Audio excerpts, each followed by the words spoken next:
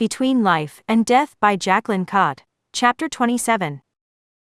After I washed and crawled into bed, my thoughts were scattered. There were so many things about my life that felt uncharted and unknown, like something was missing, like there was a bigger picture, but it was out of my grasp. I was tired of feeling that way, and I had ignored my dream curse long enough. It was a part of me, and if I wanted to understand whatever it was that I was missing, I needed to learn more about the curse. Flipping my quilt off, I strolled over to the stack of books on the end table. I sifted through the towering pile of smut and filthy dark romance books, looking for the 6 curses. The honey glow of the fireplace gave off just enough light that I could make out the titles. I found the 6 curses at the very bottom of the pile.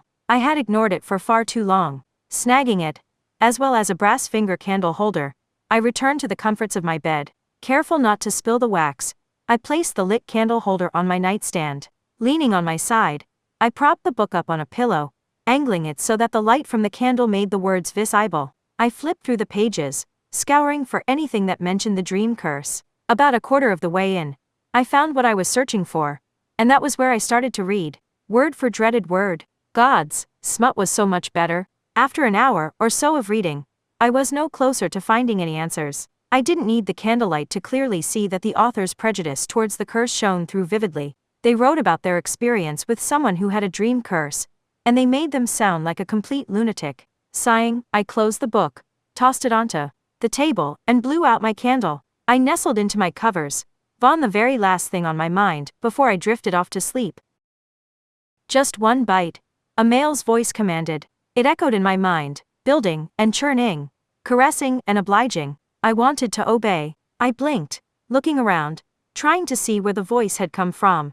But I could not see, not when the darkness was peering so intently at me. Who are you? I asked the darkness. Your curse, it said in a rich, deep tone, so purely male, so ethereal. And who am I? My blessing, he purred, fingers drifting along my cheek. The darkness swirled behind me. I wanted to look, but a beam of light flickered from up above, shining on a golden, shimmering apple suspended in the air, hovering before me, just an arm's reach away. One bite, he said, his voice enchanting, spellbinding, impossible to resist. I reached for it, my fingers curling around the apple as I brought it to my lips, and sank my teeth deeply into its flesh. It was divine, impossibly nourishing. When I felt its juice trickle down my throat, my body sighed with relief. I had never felt so full, so satisfied. And I wanted more. But when I opened my eyes, the apple was gone.